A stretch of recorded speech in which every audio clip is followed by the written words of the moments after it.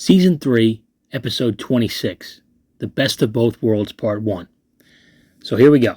I figured it's about time that I talk about one of the two-part episodes, and how could I not start with this one?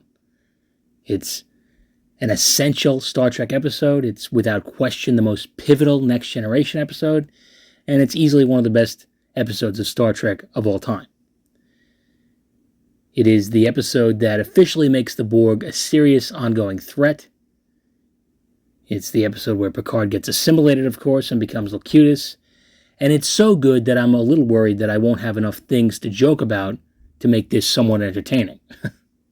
But I'm going to give it a shot. And I think we should just get into it, because it's probably going to take a while. The episode opens up with the Enterprise responding to a distress signal from a remote Federation colony on a planet called Jure 4. And right off the bat, this episode just has a different feel. The music is different. It's very ominous. And it just lets you know right away that this is an event episode. And there have been no communications or signs of life from the colony since the Enterprise arrived. Riker, Geordi, Data, and Worf beam down, and the colony is totally gone. There's a massive crater, and all 900 colonists are missing and presumed dead. Very scary stuff. And another Federation starship shows up, carrying a high-ranking admiral named Hansen, and a young lieutenant commander named Shelby. And they all suspect that it was the Borg. Commander Shelby has recently taken over Borg tactical analysis at Starfleet Command, and Admiral Hansen says they are nowhere near ready for a confrontation with the Borg. Remember, at this point, the Federation has only encountered the Borg one other time. It was when Q transported the Enterprise to the Delta Quadrant in Q Who, which was almost a season and a half ago at this point. And Shelby says they're working on developing new weapons, but it's not enough to counteract the Borg's ability to adapt. Admiral Hansen praises Shelby and says that she knows how to get things done. Riker and Shelby leave the ready room, and Picard and Hansen speak alone for a minute. Picard tells Hansen that he seems rather taken with Shelby, and Hansen says, just an old man's fantasies, which is a fucking creepy thing to say, because of the implication. And the Admiral also says that Shelby would be a hell of a first officer for Picard. Picard says he's already got one, not realizing that Riker has been offered another promotion to captain in the command of the USS Melbourne. And Hansen says they're still waiting for Riker's decision. And since Riker has turned down 2 command opportunities already, Hansen encourages Picard to try and push Riker to accept this one. And later that night, Riker invites Shelby to poker. And surprisingly, Wesley is also playing. And not surprisingly, he fucking sucks at it. He folds with a superior hand. That's not something a captain would do, Wesley. You got a lot to learn. Then again, maybe it's something a fucking traveler would do. Who knows?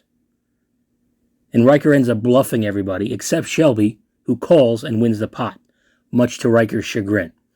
This is the first sign that Shelby is going to be a pain in the ass for Riker. Although honestly, who cares if you lose at poker on this ship? These chips aren't worth anything, right? Then again, maybe they are. Sometimes there's money in Star Trek, sometimes there isn't. And the next day, Riker and Geordi discover that Shelby has already beamed down to the planet's surface with Data. They had planned to all go together, but Shelby wanted to get a head start. This pisses off Riker, and he chews her out a bit. That's not a euphemism. I just mean that he basically says, don't fucking beam down without telling me first. Also seems strange that she got Data to agree to go with her behind Riker's back. You know, he doesn't answer to her. They're the same rank, and she's not even an officer on this ship. So, if he's going to yell at her, he should probably also yell at Data too. But whatever. Shelby confirms that it was indeed a Borg attack. Admiral Hansen gets back on his ship and heads back to Starfleet Command to discuss strategy with the top brass, and Shelby stays on board the Enterprise to assist with tactical preparations. And then we get a meeting between Riker and Picard, and Picard doesn't mince words about Riker's career choices. He says, "What the hell are you still doing here?" He says that he's been offered the Starship Melbourne, and he should take it. Riker says that he's already decided to turn it down, and Picard bluntly says that he should reconsider that decision.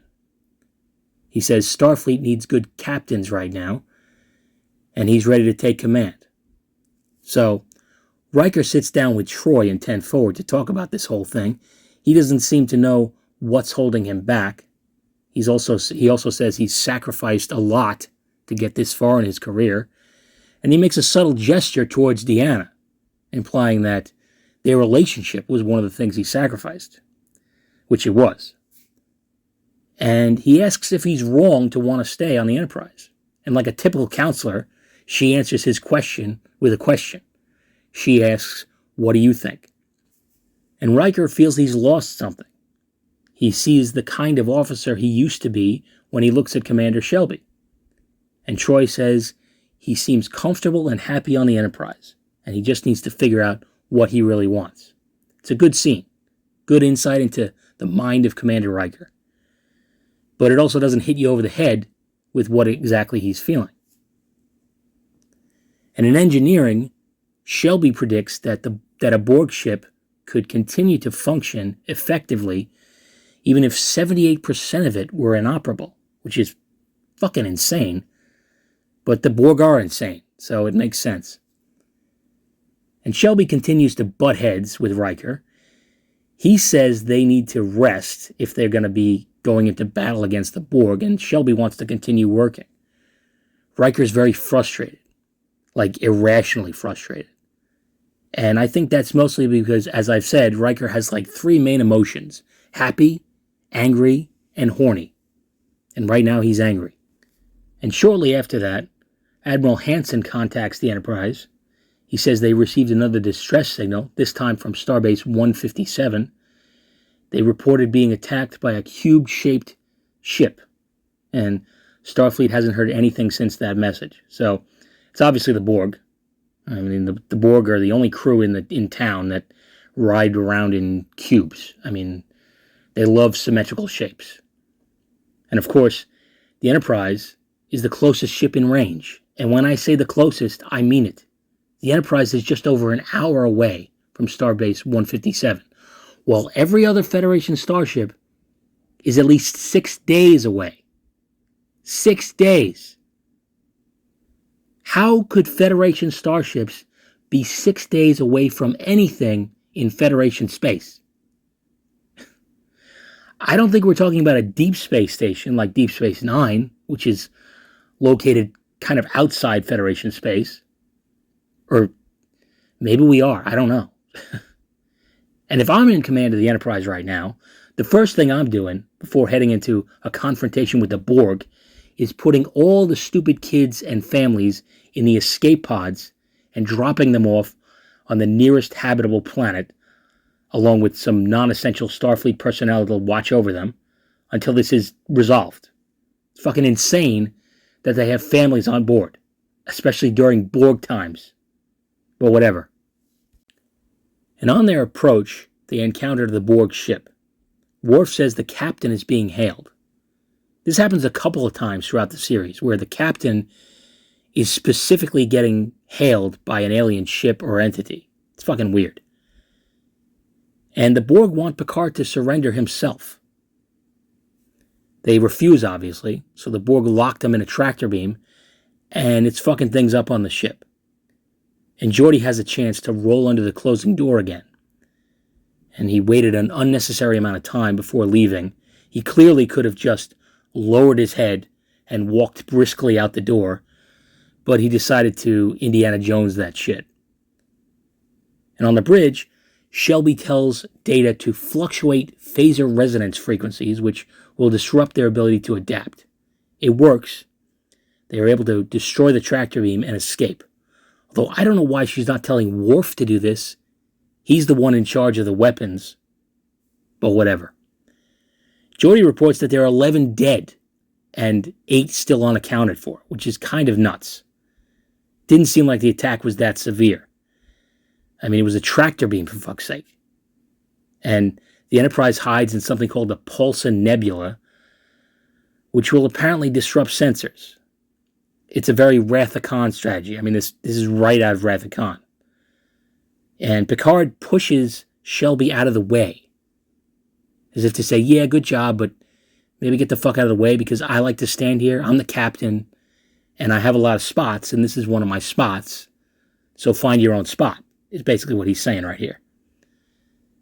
And Shelby has some suggestions about phaser modifications.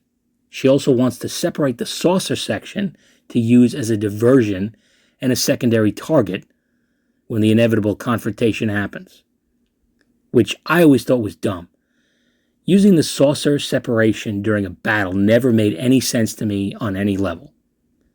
I mean, yeah, it gives the enemies 2 targets to deal with, but they're weaker targets when they're separated.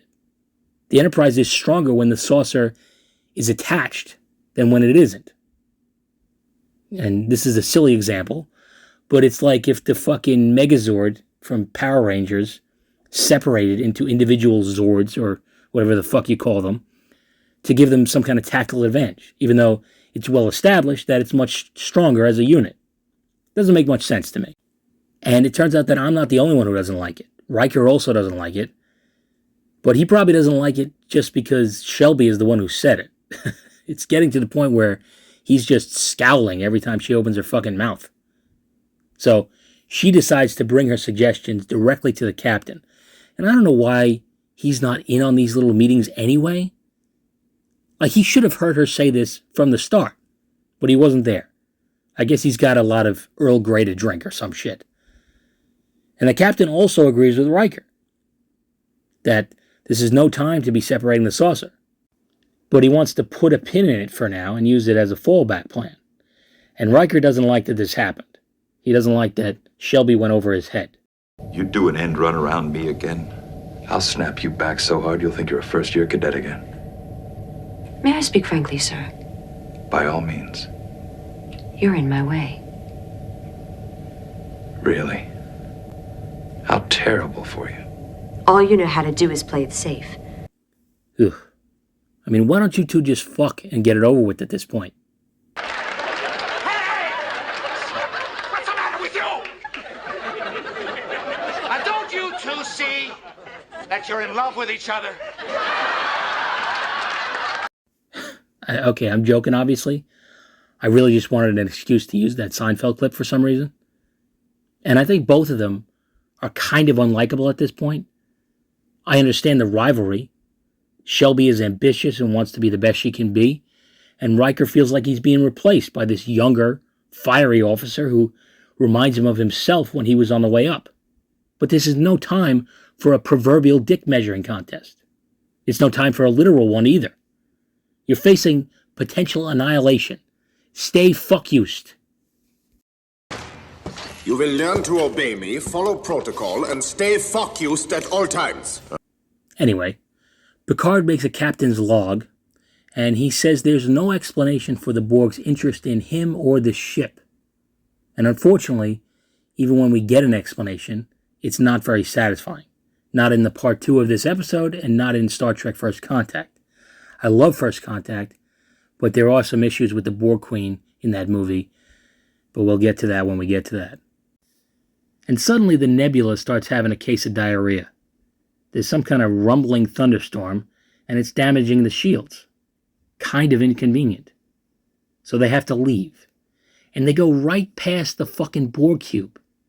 I mean, what are the odds? How small is this nebula? They could have just went in any other direction. They would have avoided them completely, and they probably wouldn't have even known they left. But maybe the goal isn't to avoid them. There's going to be a fight sooner or later. Might as well be now. And naturally, the Borg cube follows. It locks them in another tractor beam, and some drones beam aboard, right through the shields, apparently. The Borg are kind of known to be able to do that. Worf and Riker get their asses kicked, and they kidnap Picard. Riker orders a pursuit, and Worf reports that the cube seems to be headed straight for Earth. So, problematic. And on the Borg ship, they tell Picard that they plan to assimilate Earth. So this is the first official time in Star Trek that the Borg have shown an interest in assimilating individual people, at least on screen. And they plan to assimilate Picard as well, and to use him as a human voice to speak for the Borg. They're obviously also going to use his knowledge of Starfleet tactics against the Federation. And while in pursuit, Riker wants to lead an away team over to the Borg ship to try to get Picard back and knock out their warp drive.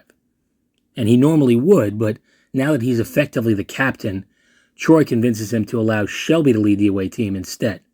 She's functioning as first officer because of her knowledge of the Borg. It makes sense under these unique circumstances. And Shelby also has Geordi and Wesley modify the deflector dish so it can fire this huge burst of energy which will hopefully disable the Borg ship. And spoiler alert, it won't. So Shelby, Data, Worf, and Crusher beam aboard the Borg ship at high warp, which we haven't seen too many instances of that in Star Trek, but I guess there's no reason why it wouldn't work, as long as the Enterprise can stay close enough. And I don't know why this massive Borg cube seems to be nothing more than a couple of fairly narrow hallways, but it is. I mean, the cube from Q-Who seemed bigger than this, but whatever. Disabling the Borg cube's warp drive seems like a tall order for the away team, but they managed to do it by shooting these little fucking chandeliers on the ceiling. That wakes up the Borg drones, and I guess they can't maintain warp speed if too many of them are awake, so they drop out of warp. The away team shoots as many drones as they can, but they adapt. And then they see the transformed Captain Picard, and they start getting swarmed. They have to beam back to the Enterprise. And they only have a minute to lament the apparent loss of their captain. Shelby thinks they can go back and get him, but there's no time. Geordi says their warp drive could come back online any minute. And when it does, they'll be right back on course for Earth. And they receive a hail from the Borg cube, and Picard appears on screen as Locutus of Borg. And he basically says that resistance is futile, and that their life as they know it is over. And Riker can't afford to waste any time.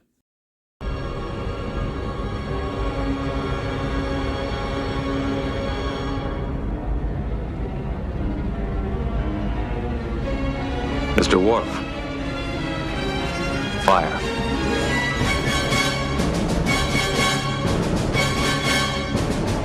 Jesus. I mean, what a way to end an episode. What a way to end a season. Can you imagine seeing that and having to wait for the next season? I was lucky enough to watch this as soon as this ended, so I was able to see the conclusion right away. But for anybody who was watching it live, you were fucked until next season. And nobody knew really what was going to happen, because there was no guarantee that Patrick Stewart was coming back. I mean, it's a crazy cliffhanger. It's one of the best cliffhangers of all time. But at least you're not going to have to wait for more of my yapping, because here we go. Season 4, Episode 1, The Best of Both Worlds Part 2. Starts up right where we left off. They fire the deflector dish, and it does nothing, because Picard knew about this strategy, and he helped the Borg adapt to it as Locutus. And after the opening credits, Riker's log says the cube resumed course for Earth, and the Enterprise can't pursue yet because they have to make repairs. Weaponizing the deflector dish burned it out, and they also have damage in other areas. So Shelby's plan turned out to be a real dud. And once they saw Picard was a Borg drone, they really should have considered the possibility that the Borg would know everything that Picard knows, including the deflector dish strategy. And after this failed, I have no idea why the Borg ship just didn't destroy the Enterprise. Maybe Picard is resisting more than we realize. Who knows? And a communique from Admiral Hansen comes through. He says they have a fleet of 40 starships ready at Wolf 359, which seems to be a low number to me. This is Federation space, and all you could muster is 40 ships? That doesn't make much sense to me. This is not the early days of Kirk or Archer where, there was like 20 ships in the whole fucking fleet. This is the golden age of Starfleet. Where's all the fucking ships?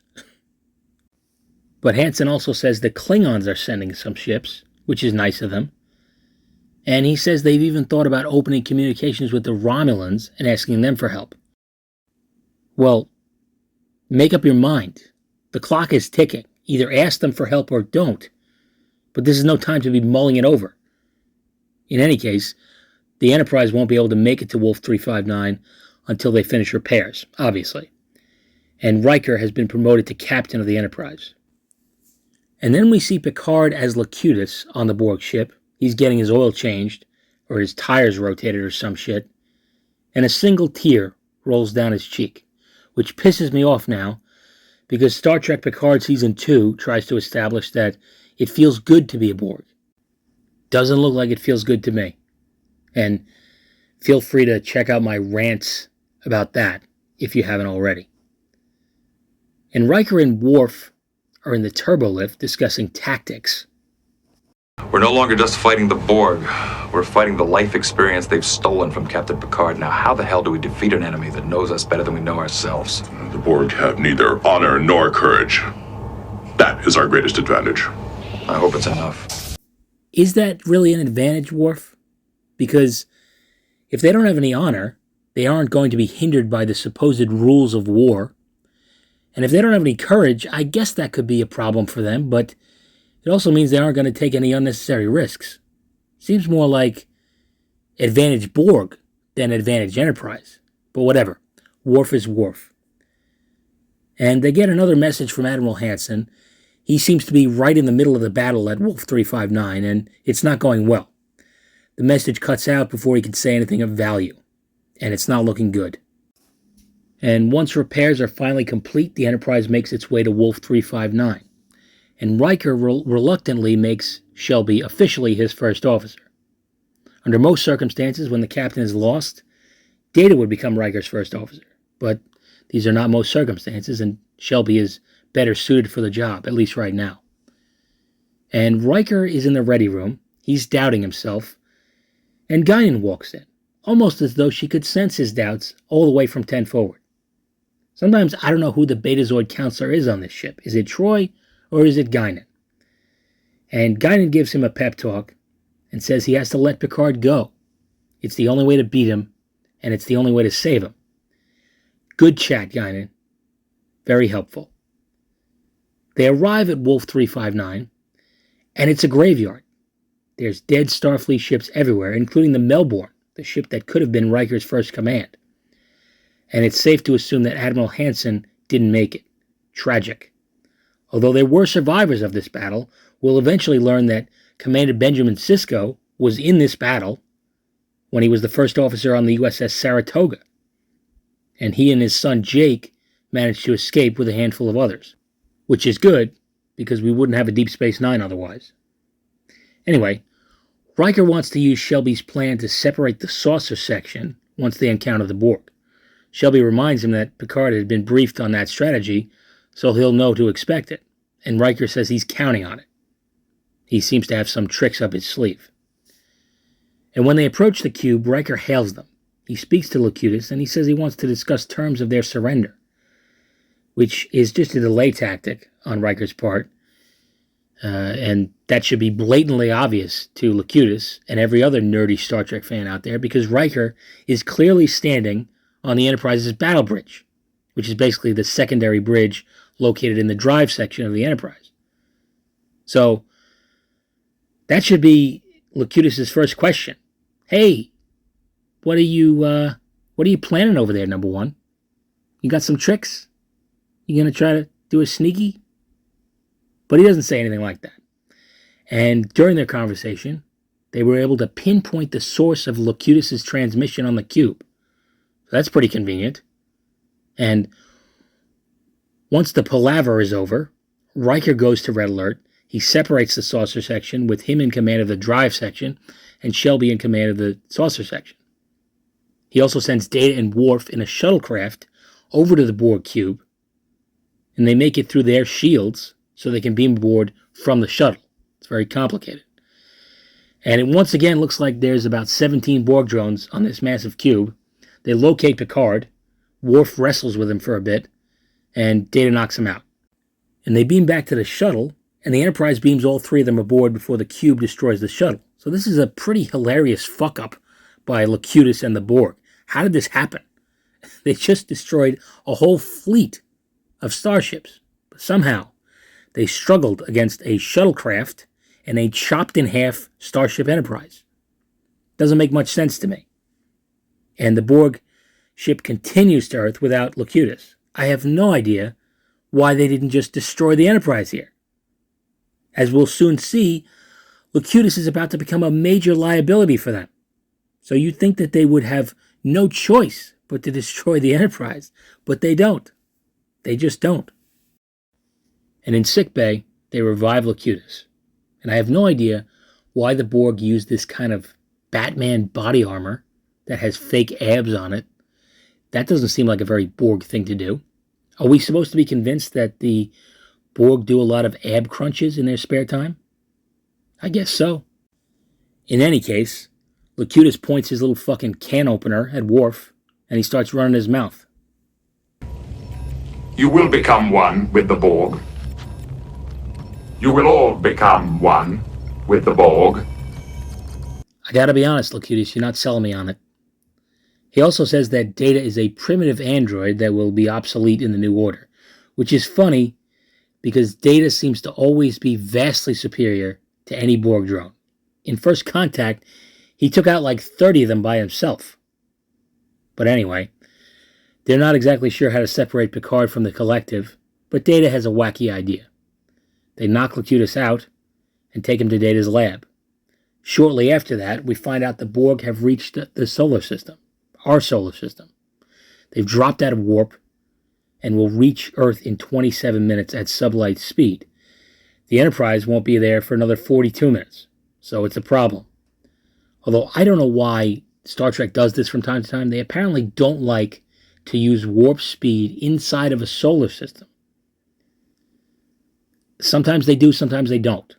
It doesn't make much sense to me. The only thing I can think of is that maybe they figure that there's more traffic in a solar system and the risk of a collision is greater at warp speed. But that doesn't make any sense either because there's no traffic here. It's Earth, you think that there would be Federation ships everywhere, but no, there's nothing. Except for these 3 little fucking fighter jets that get destroyed instantly. I mean, what the fuck were these things? What happened here? Was Will Smith stationed on one of the moons of Saturn with Harry Connick Jr. or some bullshit? Something you want to add to this briefing, Captain Hiller? No, sir. Just a little anxious to get up there and whoop E.T.'s ass, that's all. A few moments later.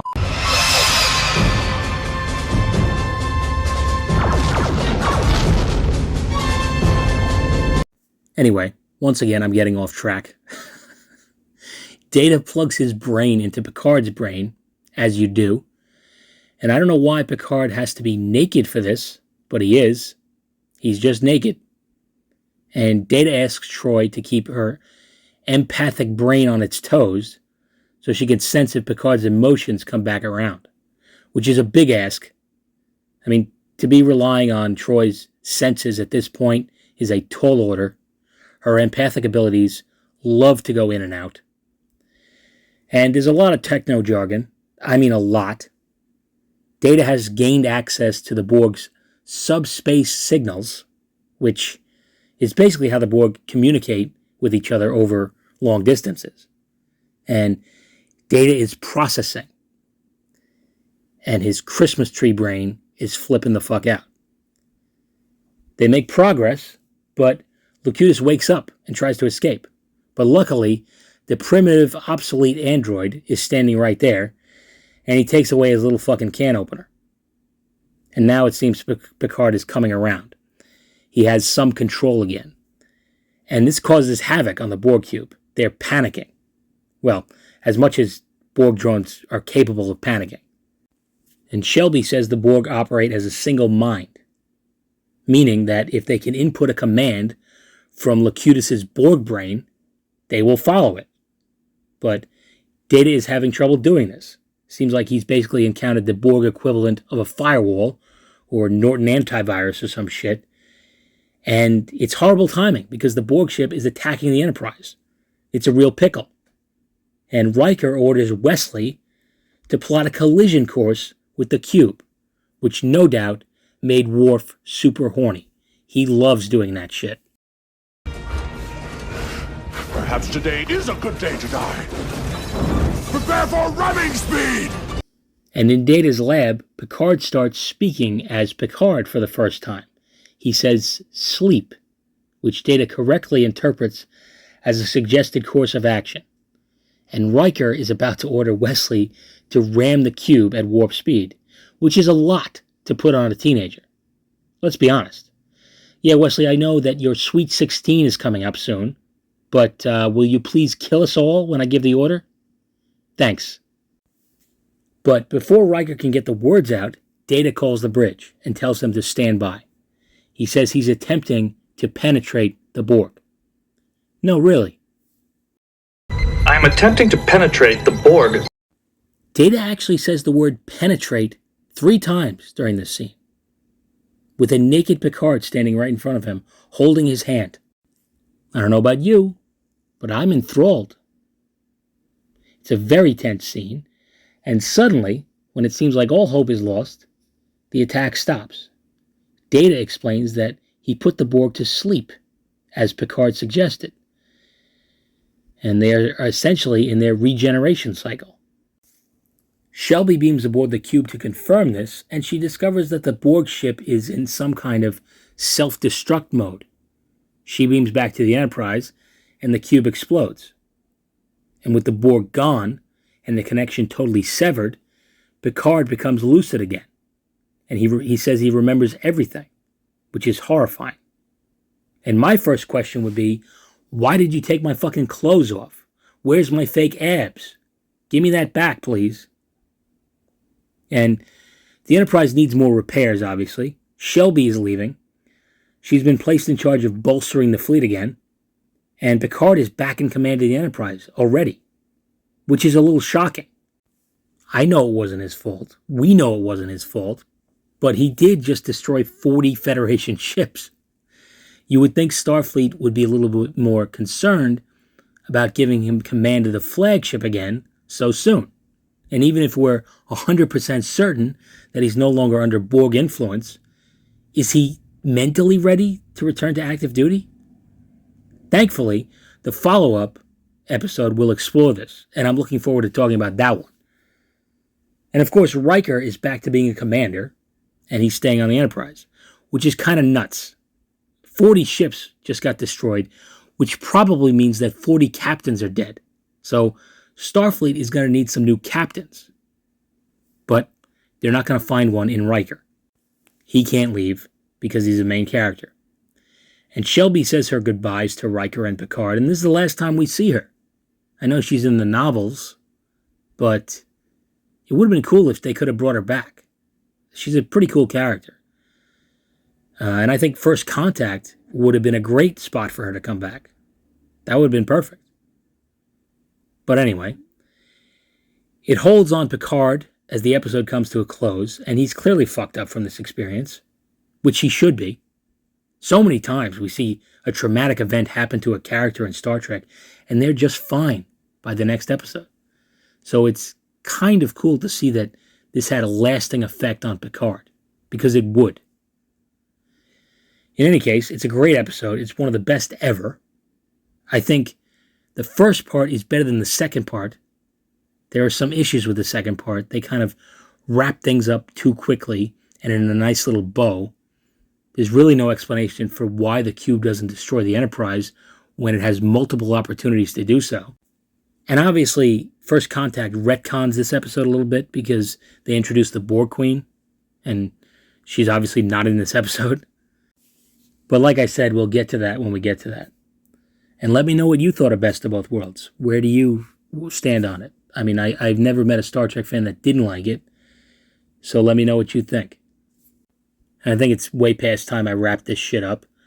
Doing my first 2-part episode was kind of a pain in the ass, so I hope it wasn't a pain in the ass to watch. If it was, I'm sorry. There's just not a whole lot of jokes when an episode is this good. And Picard Season 3 is coming up soon, and I'm still trying to figure out how I'm going to tackle it. I really would like to avoid doing reviews for each individual episode like I did last season, so I might do one video at first, just to give my initial thoughts on the premiere, and then I'll wait till the end of the season and just do a one video review for the whole thing. Kind of like what I did for the Boba Fett show and Obi-Wan Kenobi. I think that would be better.